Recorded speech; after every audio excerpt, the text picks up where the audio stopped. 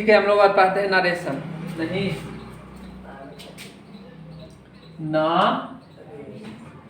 Narration जानेंगे। Narration क्या है? नरेशन का दूसरा नाम है डायरेक्ट एंड इनडायरेक्ट स्पीच, है ना। हम लोग क्या पढ़ेंगे? नरेशन। और नरेशन का दूसरा नाम क्या है? डायरेक्ट और इनडायरेक्ट स्पीच। तो पहले हम लोग जानेंगे डायरेक्ट स्पीच क्या है और इनडायरेक्ट स्पीच क्या है। नहीं तो लिखा जाए नरेशन, डायरेक्ट और इनडायरेक्ट स्पीच। तो सबसे पहले लिखेंगे direct speech. Direct speech heading दीजिए कि डायरेक्ट स्पीच क्या है। डायरेक्ट स्पीच नरेशन नहीं लिखे लिखेंगे ना, इतना इतना के बाद फिर डायरेक्ट लिखा ना कि डायरेक्ट स्पीच किसे कहते हैं। डायरेक्ट स्पीच लिखा जाए, मैं बोल रहा हूँ डायरेक्ट स्पीच। चल देखिए, समझिए ध्यान से, नरेशन क्या है ना। नरेशन क्या है और नरेशन का दूसरा नाम क्या है? डायरेक्ट और इनडायरेक्ट स्पीच। नरेशन का हिंदी होता है स्टेटमेंट। स्टेटमेंट मीन्स कथन। यदि कोई वक्ता कोई बात बोलता है उसको कथन कहते हैं, कोई स्टेटमेंट बोलता है उसको कथन कहते हैं।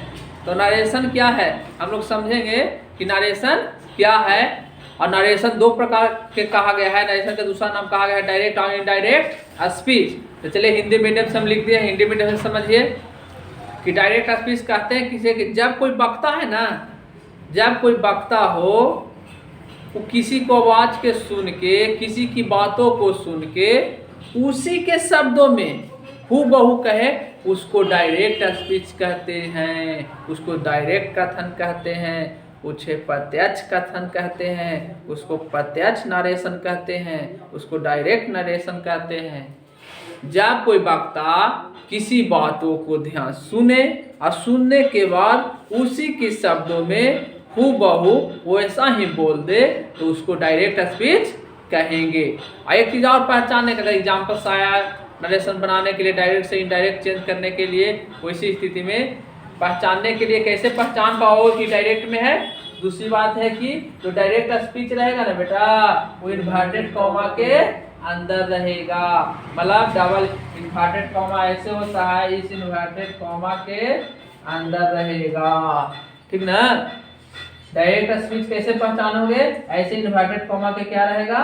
अंदर रहेगा। जैसे एग्जांपल से वो हम लोग देख लेते हैं कि ही सेड उसने कहा। क्या कहा बेटा? कि आई एम इल। उसने कहा आई एम इल। तो ये वाला जो हमारा है, ये हमारा क्या है? डायरेक्ट स्पीच है। ये हमारा क्या है?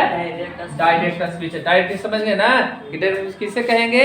जब कोई वक्ता किसी को बातों को सुने और फिर वह उसी के शब्दों को हूबहू बोल दे, कह दे, उसी को हम लोग डायरेक्ट स्पीच कहेंगे। इनडायरेक्ट स्पीच क्या है? इनडायरेक्ट स्पीच में क्या हो रहा था कि डायरेक्ट स्पीच में कोई व्यक्ति किसी वक्ता को बात को सुनकर उसी के शब्दों में बोल रहा था।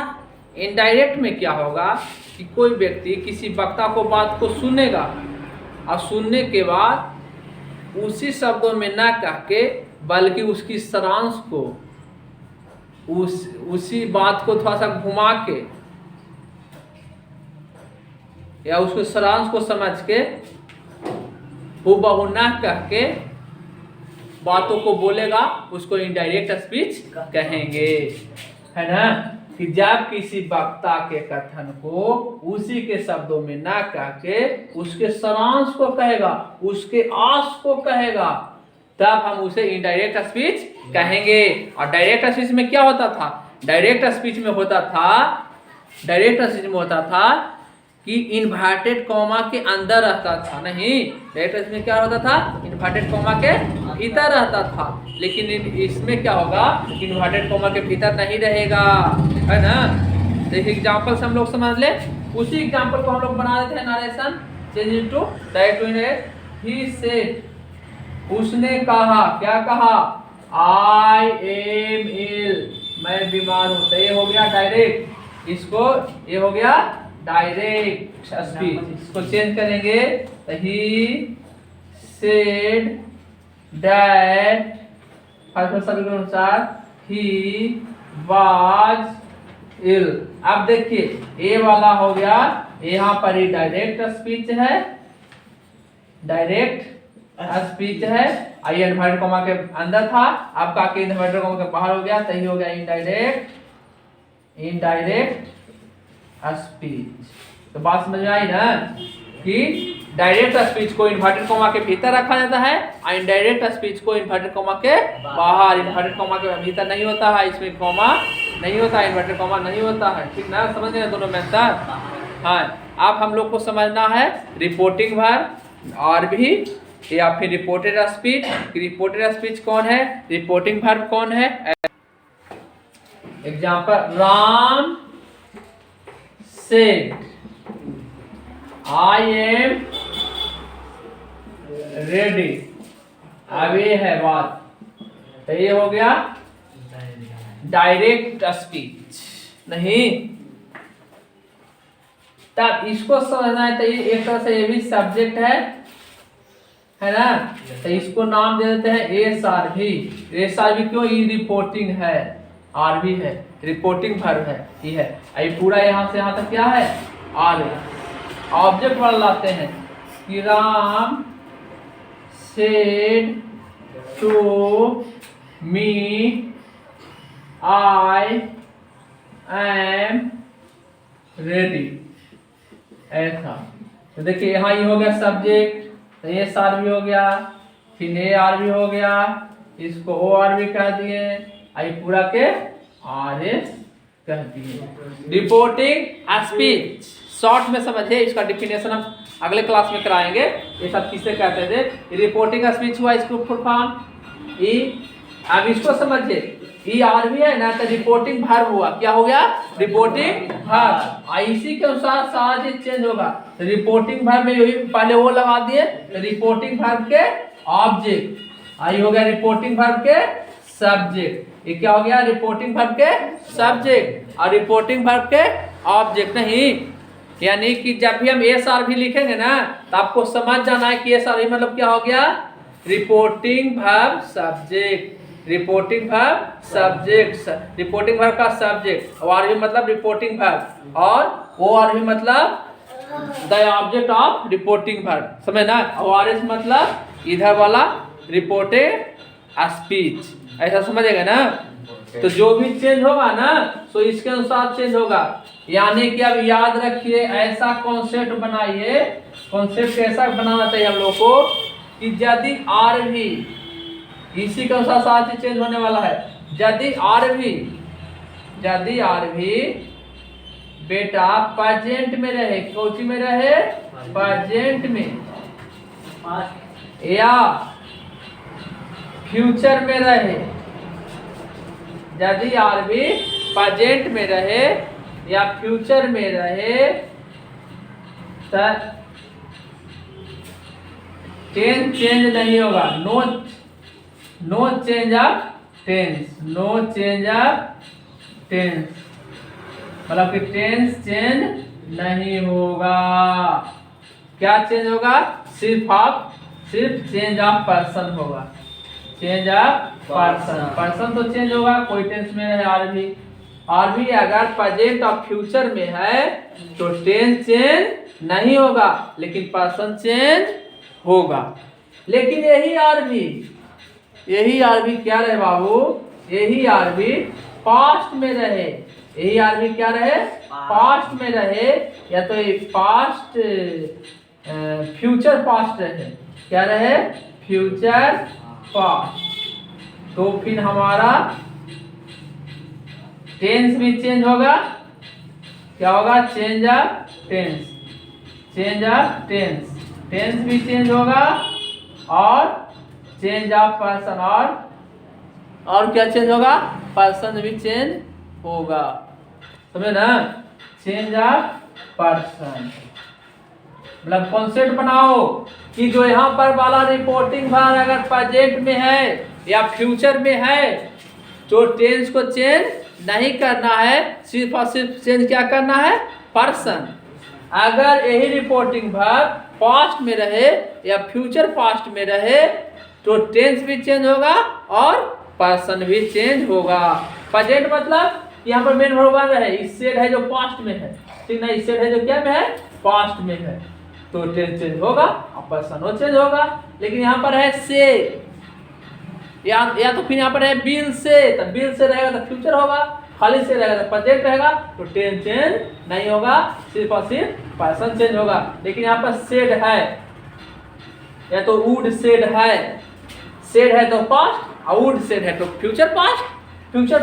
तो ऐसी स्थिति में हम लोग टेंस को भी चेंज करेंगे और पर्सन को भी चेंज करेंगे। ऐसी स्थिति में क्या करेंगे, टेंस को भी हम लोग चेंज करेंगे और पर्सन को भी हम लोग चेंज कर पाएंगे नहीं। तो लिखिए, राइट डाउन कीजिए, उसके बाद फिर आगे हम देखते हैं, नहीं आगे बताते हैं। पर्सन चेंज ऑफ पर्सन सीखिए कैसे चेंज करना है इसे।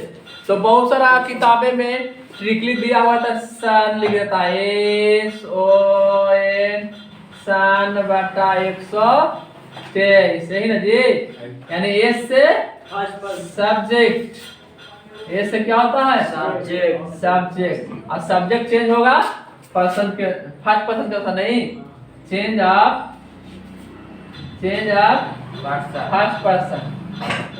फर्स्ट पर्सन के अनुसार नहीं, आई भी फर्स्ट पर्सन नहीं, फर्स्ट पर्सन के अनुसार चेंज होगा।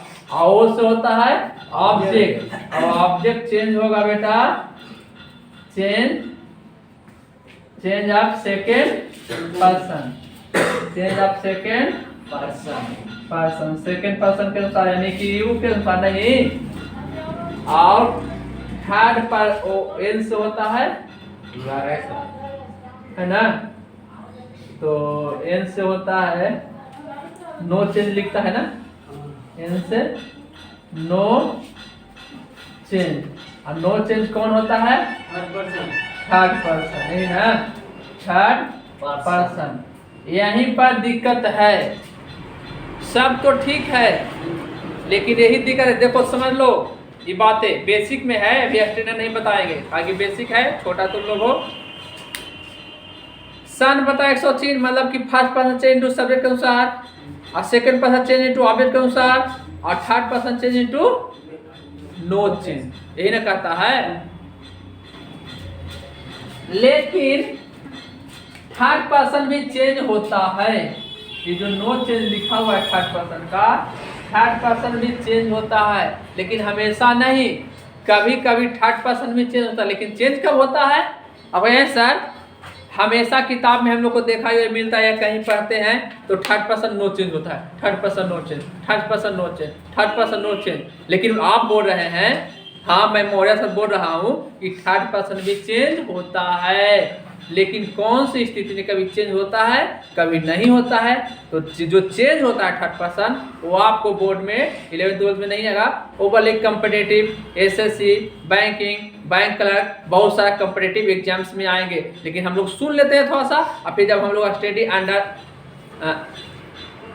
अंडरस्टैंडिंग पावर हो जाएगी, एकदम हाई लेवल का थोड़ा सा हम लोग नरेशन पढ़ेंगे तो उसमें बताएंगे। लेकिन अभी सुना देते हैं। सुनना क्या है, सुनना ये है कि जो थर्ड पर्सन हम लोग चेंज करते हैं ना, तो थर्ड पर्सन चेंज के दौरान, थर्ड पर्सन चेंजिंग के दौरान थर्ड पर्सन किस हिसाब से चेंज करते हैं, जब एस आर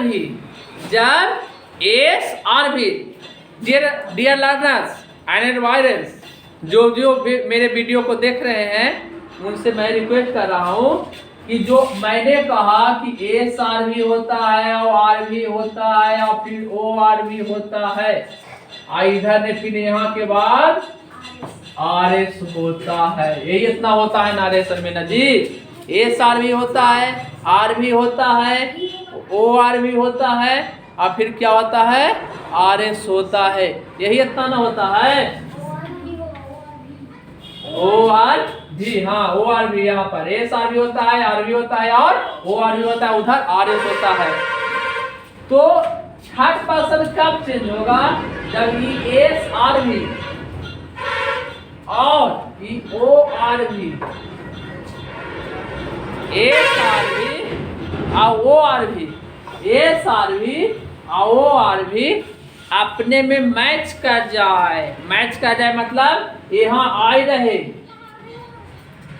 ठीक ना, और यहाँ भी, तो अपने में क्या हो जाए? मैच है। जब एस आर भी ओ आर भी आई आर एस के अंदर में, फिर से थोड़ा सा लिख देते हैं कि यहाँ पर एस आर भी ओ आर भी आई आर एस को डिफिनेशन में, आर एस में भी क्या होगा? आर एस के अंदर में सब्जेक्ट होगा, फिर इसमें भर होगा और ऑब्जेक्ट होगा, इसी को आर एस करेंगे। तो ये एस आर भी ए वाला सब्जेक्ट से मैच कर जाए, क्या कर जाए? मैच कर जाए। तो ऐसी स्थिति में हम लोग को थर्ड पर्सन को चेंज कर देना है। वैसी स्थिति हम लोग को क्या कर देना है बाबू? थर्ड पर्सन को चेंज कर देना है। चेंज कब होगा थर्ड पर्सन? जब एस आर भी आर एस के सब्जेक्ट से मैच कर जाएगा तो थर्ड पर्सन चेंज हो जाएगा, या ओ आर भी एस आर एस के सब्जेक्ट से मैच कर जाएगा तो थर्ड पर्सन चेंज होगा। ये थोड़ा सा हाई लेवल का है, समझ रहे ना, कि हम लोग का जब ये सब मैच कर जाएगा तब चेंज करेंगे। तो थर्ड पर्सन कब चेंज करना है? तो ऐसा वाला आप लोग का 11th 12th में 9th 10th में बोर्ड में नहीं पूछता है, सब कॉम्पिटिटिव में पूछता है, इसलिए मैं थोड़ा सा स्टैंडर्ड हम लोग पढ़ेंगे। स्टैंडर्ड हम लोग क्या स्टैंडर्ड हम लोग नरेशन को स्टडी करेंगे तो बताएंगे कि थर्ड पर्सन कैसे चेंज होता है। सिर्फ मैं यहाँ पर बोल दिया कि कब चेंज होगा। चेंज तब होगा, सुन लीजिए फिर से एक बार, कि चेंज थर्ड पर्सन तब होगा जब एस आर भी आर एस के सब्जेक्ट से क्या कर जाए? मैच कर जाए, तो भी हम लोग थर्ड पर्सन को चेंज कर सकते हैं। या ओ आर भी आर एस के सब्जेक्ट से मैच कर जाए, दोनों सेम हो जाए, वैसी स्थिति में भी हम लोग थर्ड पर्सन को चेंज करेंगे। बात समझ आ रही है ना?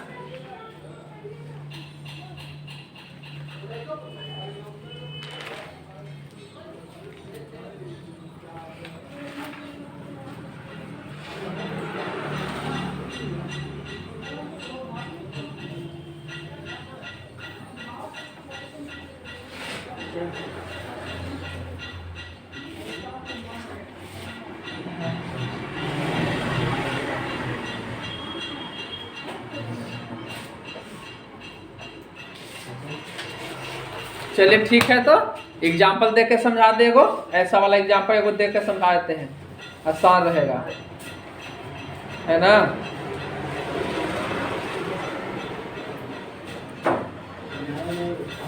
ये वाला तो सब लिख लिया हुआ ना? है? लिखिए तो एक बार फिर कैसे हम लोग कर पाते हैं थर्ड पर्सन चेंज हो।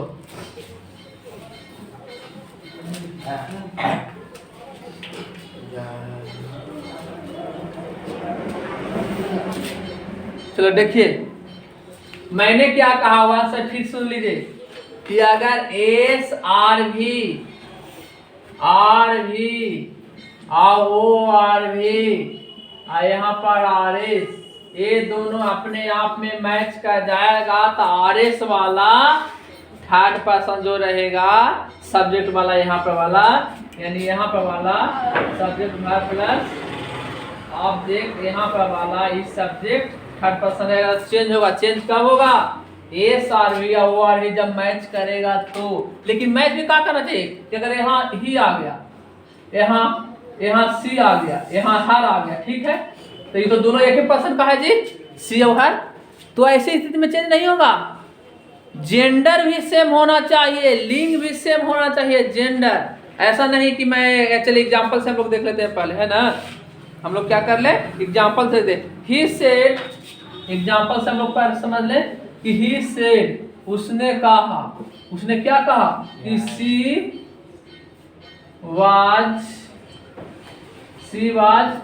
लेट। तो इसमें तो और भी है नहीं बेटा, तो इसमें चेंज पर्सन नहीं होगा, थर्ड पर्सन नो चेंज होगा। देखिए कैसे बन जाएगा, आराम से बन जाएगा। He said that she was late. कोई चेंज नहीं हुआ बीच में खाली डैट घुस गया है, बीच में खाली डैट है। हाँ यहाँ पर रीड होना चाहिए, दैट। हाँ दैट हो गया यहाँ पर, और इन्वर्ट कॉमा नहीं दिए थे।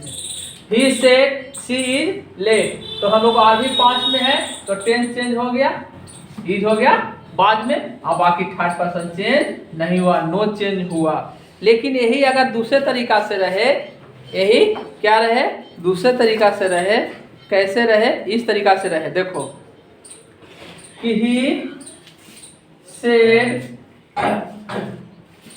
ही इज लेट। अब देखो ई वाला है ना, ये वाला मैच कर रहा है, मैच कर रहा है कि नहीं, ए सार भी आओ ओ या ओ आर भी मैच कर रहा है लिंक से। तो जब मैच कर रहा है तो इसी इसको थर्ड पर्सन को हम लोग क्या करेंगे, चेंज करेंगे। जी ना कि ऐसे बना देंगे, he said that he was late, ऐसे हम लोग बनाते हैं। यही बनाना हम लोग को क्या है, गलत है। हम लोग को यही बनाना क्या है, गलत है। हम लोग क्या किए कि थर्ड पर्सन देखें क्या हुआ, थर्ड पर्सन है तो थर्ड पर्सन नो चेंज कर दिए। क्या कर दिए, थर्ड पर्सन को नो चेंज कर दिए। और जब तो अब हमें देखना है कि चेंज भी होगा सर, यहाँ पर ही है और यहाँ भी ही है, तो जेंडर सेम है ना जी, जेंडर मतलब ये भी लड़का है ये भी लड़का है ना, तब चेंज होगा। लेकिन यहाँ लड़का है और यहाँ लड़की है तो चेंज नहीं हुआ। यहाँ भी लड़का जेंडर सेम हुआ तो चेंज होगा। लेकिन अब जाए सर इसको चेंज करे तो क्या करे, यहाँ भी है यहाँ भी है, तो करे तो क्या करे, तो यहाँ पर आप बदल सकते हो ही को, या तो द मैन कर सकते हो, द प्लस नाउन लाना है, यहाँ पर चेंज करके द प्लस नाउन लाना है, द प्लस कॉमन नाउन लाना है। ठीक है, तो या तो यहाँ पर द मैन ले लाइए तो भी सही हो गया कि द मैन वाज ले, या तो द बॉय वाज ले, आपकी मर्जी, ये दोनों से कर सकते हैं। द प्लस नाउन ही लाना होगा, तो ऐसी स्थिति में थर्ड पर्सन चेंज होता है, समझना है ना सनी। थर्ड पर्सन कब चेंज होगा, जब एस आर भी या ओ आर भी दोनों सेम हो जाए। लेकिन खाली पर्सन सेम होने से नहीं होगा, जेंडर भी सेम होना चाहिए। अगर जेंडर सेम है तभी हम लोग थर्ड पर्सन चेंज करेंगे, और जेंडर सेम नहीं है तो थर्ड पर्सन चेंज ना करेंगे। चलिए राइट डाउन कीजिए, तो फिर अगला यहाँ पर ला देते। तो ठीक है, इसी तरह से बने रहिए मौर्या इंग्लिश के साथ। Thank you so much. I am requested to please subscribe my YouTube channel and like the video and share the video. आप मेरे वीडियो को लाइक करें, शेयर करें और चैनल को सब्सक्राइब करें, ताकि मैं जल्द ही लाइव आ सकूं। और टाउनशिप ऑफ कुर्थावारों के लिए मैं बैंक पीओ बैंक कलर के लिए स्पेशल बैच, जो बैंक का सिलेबस है बैंक पीओ का या बैंक कलर का, उसका इंग्लिश का स्पेशल बैच ऑनलाइन मैं कर सकूं। उस जितने टॉपिक है सारा मैं करवा दूंगा, बस मुझे किस तरह से 1000 सब्सक्राइबर हो जाए, उसके बाद मैं ऑनलाइन आपका class bank PO bank colour के लिए एसएससी एलडीसी एमटीएस और सीजीएल के लिए मैं वीडियो हमेशा अपलोड करते रहूँगा, ऑनलाइन पढ़ाते रहेंगे। 1.5 घंटा का वीडियो 2 घंटा का वीडियो मैं चलाते रहूँगा। Thanks all my dear aspirants and learners and my dear students, the township of Kurtha and the citizen of India. Thanks.